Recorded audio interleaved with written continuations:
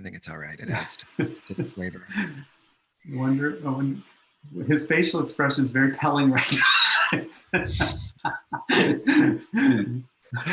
All right, so we are now live, and I am here with Miles Neale, and we are celebrating this week the launch of our print journal Tarka.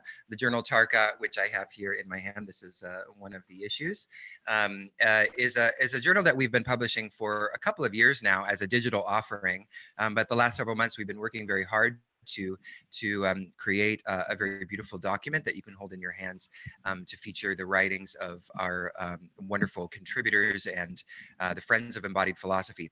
So this week we're celebrating this issue, which is on Bhakti, by interviewing. I'm interviewing several of the contributors. On Monday, I spoke to Nina Rao, and we did a little kirtan here at my place. You can find that on Facebook now, as well as on YouTube. On Tuesday, I met with Hari Kirtana Das, and we dove deep into some of the kind of philosophical questions around Bhakti. And then on Wednesday, I spoke to Mary Riley Nichols, and we talked about Bhakti from a fairly erotic perspective. So that was very fun. Check that out. Mary's always a great time. And then yesterday, I spoke to Kavita Chennaiyan about Bhakti from the perspective of a Shaiva Shakta, but really kind of looking at Bhakti as a sort of quality that isn't sectarian. And today, as I talk to Miles Neale, we're going to continue a bit of that kind of understanding of devotion and Bhakti, because of course, these qualities can be found in all wisdom esoteric traditions. Miles is a representative of a Buddhist lineage. And so we'll talk a little bit about that in the context of pilgrimage, which is the article that he wrote was on pilgrimage. I will just mention the title, which is The Power of Pilgrimage, Sacred Rite and Paradigm Therapy. And the article, which is very interesting, beautifully written, Miles is a great writer, ends with a sort of consideration of paradigm therapy, which I think is one of the kind of most innovative, interesting ideas that Miles discusses in his article. But before we get into all that, hello, Miles, how are you? Hey, Jacob, nice to see you. And thank you again for inviting me and asking me to participate in all the good things that you're doing. And also congratulations on Tarka. And I always think that you guys offer such high quality programs, and Tarka is no different. So thank you for inviting me to contribute. It's quite an honor, and congratulations on all that you're doing and all the expansion of embodied philosophy. You're really, really a remarkable, leader. So thank you, Jacob. Oh, thanks, Miles. I can always count on you to flatter so well. And you're stunningly beautiful on top of it all. Now okay. I got you blushing. I am blushing. At some point, I'm just going to combine all those audios of you flattering me and play them on repeat to self-affirmation. We were talking before we came live about whether or not we should talk about the coronavirus, and it's a big present on our mind, and it's becoming more and more present in our minds. And so it seems almost irresponsible not even to mention it in a live session like this. So what are some of your thoughts as it relates to, from a spiritual perspective or from the perspective of teachings? I mean, what are some of the teachings that we have available to us that can help us in a time like this? Yeah, I mean, first of all, everything becomes secondary. This is a major global threat, and I'm not trying to be alarmist. I don't think it's not dramatic. I think we need to be, as people in positions of leadership amongst our own networks, we need to be very clear and send the message that we are not in denial about the ramifications of what is amidst us. And at the same time, we also need to, exercise the kind of embodiment of presence, calm. We have to have, our prefrontal cortex has to be online. We have to offer a kind of, a vibration that is forward moving, I think. And so, the first thing I want to say is I want to cut through the denial.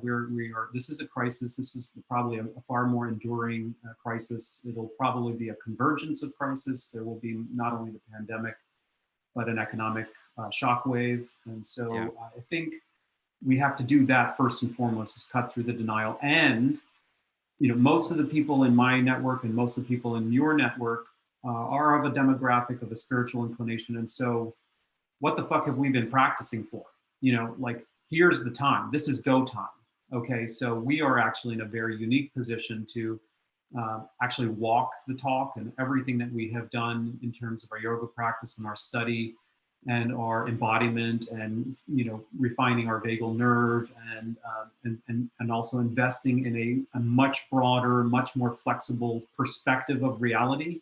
All of that comes into play now. So we may have just enjoyed a long period of safety and abundance in which we were kind of lax about our practice. It may have been more armchair practice, and now it is time to go to work, kids. Now it's time to really understand that the practice of yoga, the practice of Buddhism, the practice of any Dharma practice, any spiritual wisdom, it has been designed to stay resilient and to also turn your heart inside out.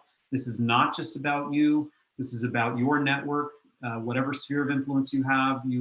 Everybody must be a leader now. Everybody has to contribute now. And in order to get that kind of forward movement and that buoyancy, we have to have one foot deeply entrenched in our wisdom tradition and the other foot exercising compassion amongst the people who may not be as resilient, may not be as grounded, may not be as deeply invested in their studies. And so they're the more vulnerable ones. And so we have to straddle these two worlds. Hmm. So in what ways does our practice actually help us at a time like this? And how can we use the cumulative effects of our practice to help others and to serve? I mean, the first thing that comes to my mind is, I was, to be perfectly honest, because I'm also in the role of a therapist, I'm fielding a lot of anxious phone calls right now. It's just the social contagion of fear right now is what I'm trying to cut through. And it has never been, at the same time as feeling and fielding a lot of that anxiety, it's never been more clear what the concept or the notion of emptiness really means. Because after a full day of work and fielding a lot of phone calls and managing contingency plans amongst my network post Trump's announcement and the stock market crash, it never became more clear just how illusory a lot of these things are. We have been living in a fantasy. And there's some people that are feeling really debased and grounded, and they've lost half their income, and they start to see that they're more vulnerable than they actually thought they were, and the shelves are clearing, and things are falling apart on every level, microscopic to macroscopic. It is disintegrating. We are in disintegration.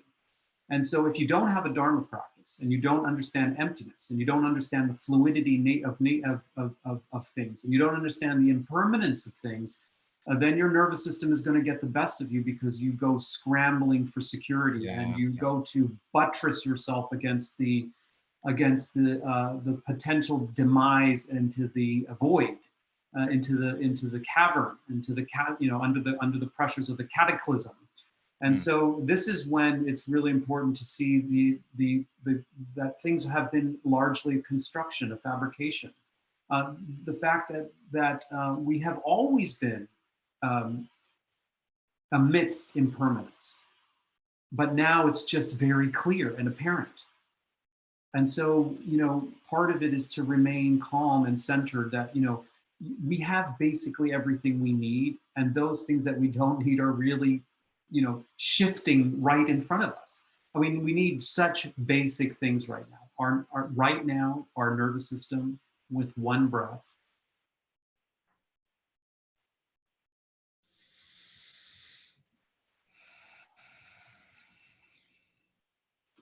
and linking eyes. I see you. You have a beautiful face. I see you're not afraid, Jacob. You can offer me a smile. I can offer you a smile. We can slow the conversation down. We are okay now. Mm-hmm. So it's not to go too far into emptiness, to say this is all an illusion, it's all just a masquerade, it's all a play. And it's also not to go the other direction, where we buttress down in a bunker, totally afraid we're going to lose it all, we're going to all die. right in the middle. The tectonic plates are shifting, and we have the inner resources. We have exactly what we need. Everything else has been an extraneous construction, part of a fabricated life that we thought actually, wasn't all that satisfying anyway. I mean, I see so many advantages and possibilities amidst this crisis right now. They are dawning on me like popcorn. So do you think that the reaction of whether or not it's warranted, which of course it is because it is a legitimate threat, we're not denying that. But do you think that, were these, contemplative practices to be more widely disseminated, would the kind of reaction that we're seeing on a global scale, aside from just the fear, would we see a different kind of response, do you think, in terms of, closing down borders, stopping flights, which seems to, in a certain way, also, in a kind of sense, compound. It's sort of like a self-perpetuating kind of situation where the fear compounds even more when these sort of drastic measures are taken by governments, even though they may be needed to, to control the spread. Thoughts on that? I mean, you know me, and I think we share a common perspective that there are multiple paradigms and multiple complex perspectives. To have an integrated perspective, a holistic perspective, means that there's multiple dimensions to be taken into consideration and addressed. So, like biomedically, yes, I mean there is a pandemic, and there are the science is pretty clear about how, we see from South Korea and from China, we're learning very quickly as a collective species what best practices are needed. Okay, so that's one perspective. And it works very congruently with trauma perspective. Like, the best way to deal with a threat is to stay calm, to connect with each other, to use vagal tone, to use communication and intonation, to see each other's faces. Even if we can't do that socially, now that there's social distancing, we should do it online and take full advantage of technology. We need to communicate, we need to collaborate. We will problem solve better if we co-regulate. So that's the trauma perspective. And then from a spiritual perspective, yes, I mean, we need to also recognize like the constructive nature of things, that this whole facade of the economy that's going to collapse. Everything collapses. It wasn't that good anyway. This is a doorway through the bardo. The death is not the end. Death is the new beginning. Brace yourselves for impact, but then also see the reward of going, we have to burn down the field in order to grow. I mean, everybody has, in my circle, we speak spiritually about the new world. We're developing the new world. Well, it all sounds nice until you have to also recognize that creating new also means going through death. And so from a spiritual point of view, they talk about death all the time. Well, death is painful. So the reality of death means that things will dissolve, people will die, we will lose loved ones. The world that we know it will disintegrate, but we wanted that, didn't we? We didn't think that the economic system was socially viable for the mass majority of people, and we were asking for change. Well, what does change require, Jacob? It requires that something has to go. And if that thing goes, is it going to just be in the snap of a finger? No. And is it going to happen at no risk and no toll to people? No. And so listen, be careful what you ask for. It's time to be a big grown-up, big girl, and big boy right now. These are the things that we were wanting for. We wanted a shift in perspective. We talked about a paradigm shift. Well, does it just miraculously appear out of the ether at no toll? Absolutely not. And so now it's time to go through it. And it might be an enduring situation. And so having a spiritual perspective is absolutely essential for the long-range view of what is actually happening right now. Beautiful. Wow. Powerfully said. So let's now go a little bit into your article. And of course, pilgrimage at this moment might not be on the list of advised activities.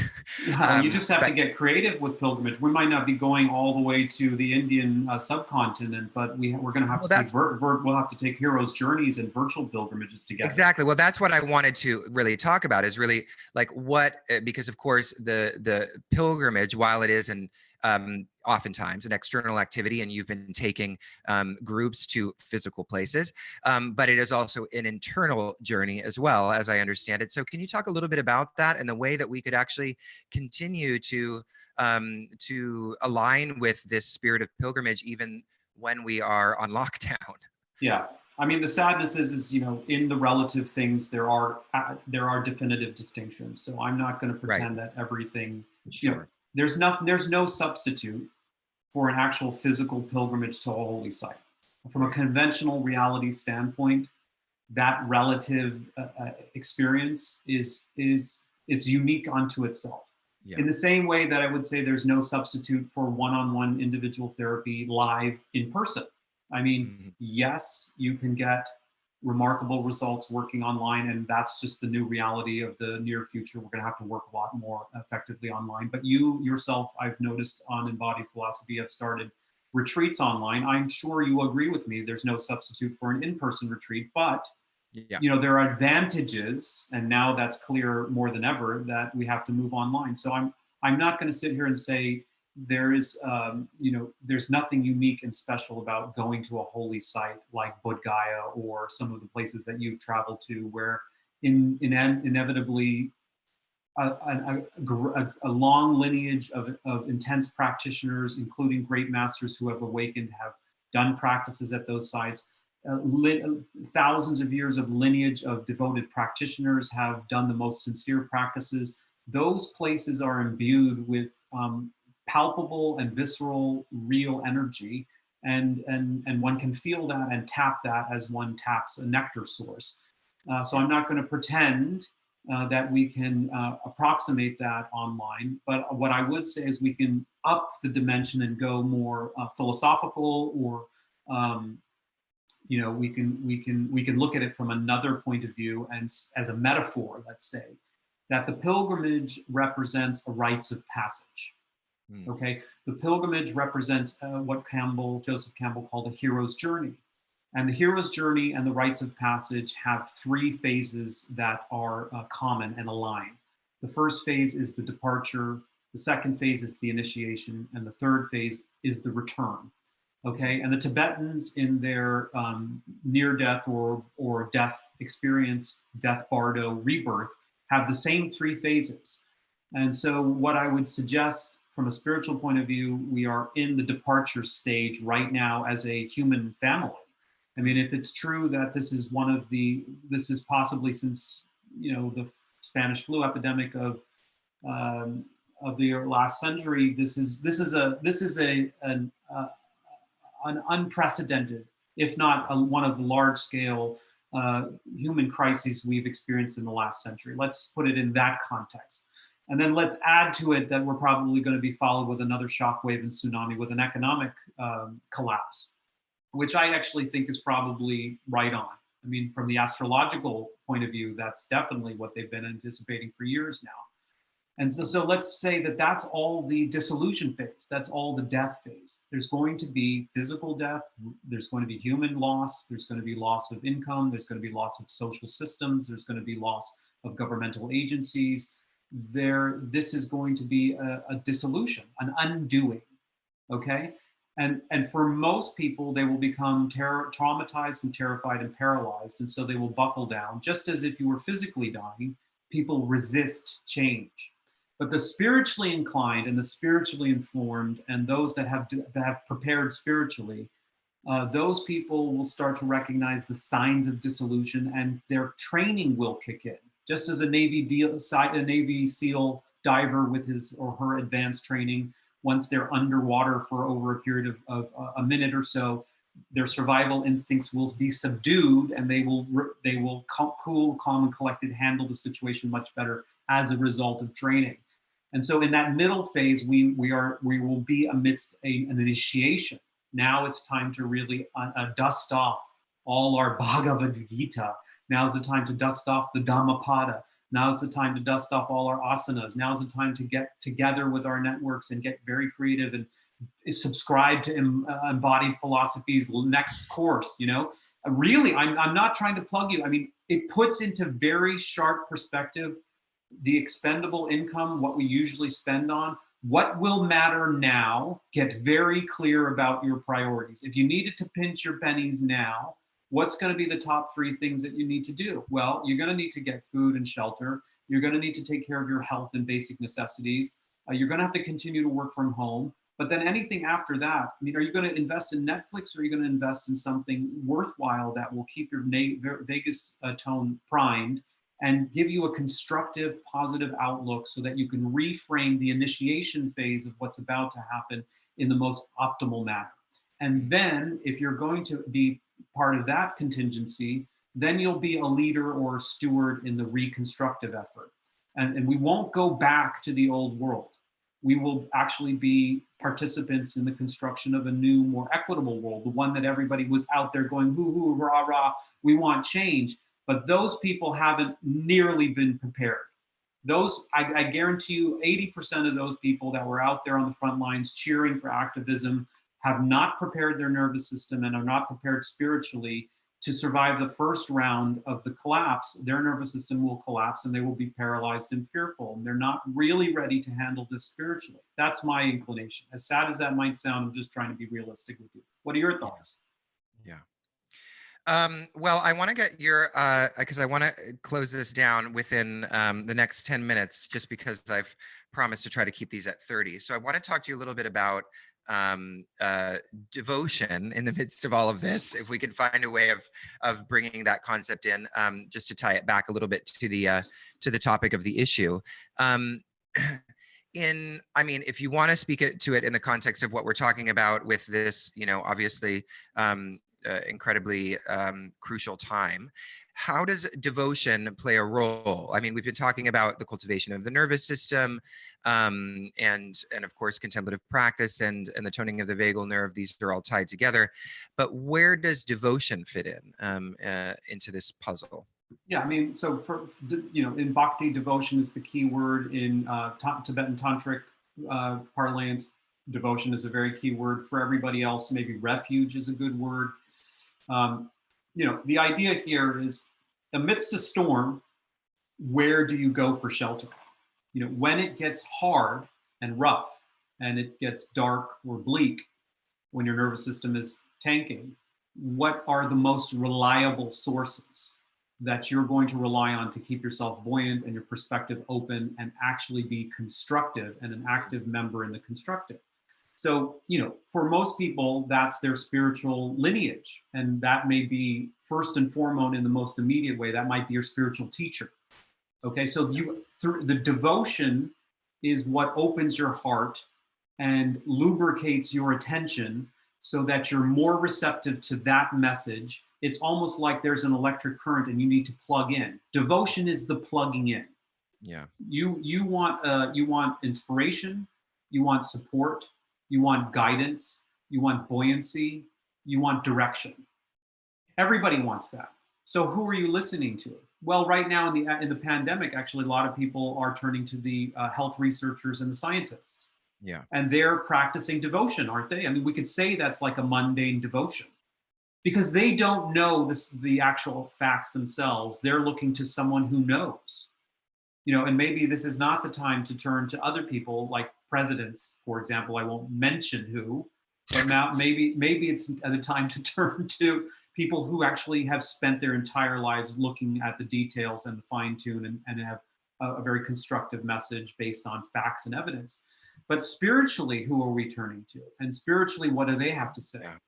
And so devotion is what allows us to connect to people, institutions, texts, perspectives, paradigms that are going to actually serve us in the midst of this transition. Yeah, that's really powerful.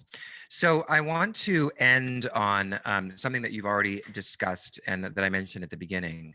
And that is this topic of paradigm therapy, which again, like I said, you've already sort of touched upon it a little bit. But can you describe what paradigm therapy is in comparison to, I don't know, what people would typically associate with the term therapy? What is the kind of nature of that particular practice of therapy? Okay, well, I mean, you and I have shared in common since we've known each other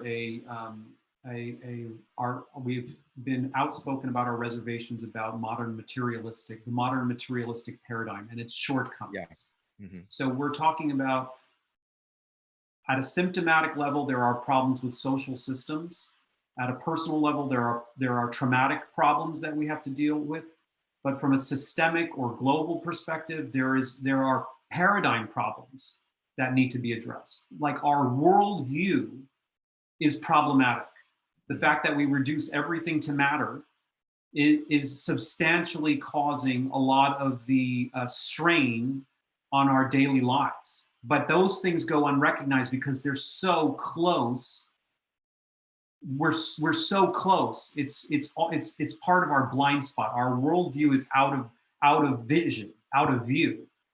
And so my attempt to call out paradigm is to say, well, everybody's working on the personal level in trauma therapy. Everybody's working on social systems level. But how many of us are really calling out the deeper implication, as the Buddhists and the Hindus did for a long time? They were talking about worldview. They were Yeah. talking about our worldview is corrupted at it is the fundamental klesha. It is the mulla klesha, the deepest root affliction is our worldview. And now we get a chance to call out materialism as too myopic, too reductionistic, and very much contributing to societal and personal illness and disease and breakdown. And now's the time in the midst of this transition to make sure when we reboot, let's reboot from a much greater perspective, one that includes interdependence, emptiness, openness, compassion, interdependence, really sees that the world is much more quantum and much more based on karma. Then we will, if we reboot with that platform, we'll get a much more robust way of living together in the new world. Fantastic. So, those that are with us live, if you have any questions for Miles, I see a few of you here on Zoom with us. If you have any questions for Miles, you can certainly ask them in the chat. And if not, that's okay too. I'm just going to mention one more time that we are here today celebrating the launch of our journal Tarka, which you can see here. And you can get the issue with, of course, Miles' wonderful article in it from embodiedphilosophy.com/Tarka. It's available as both a digital and a print offering, either as a single issue or as a subscription.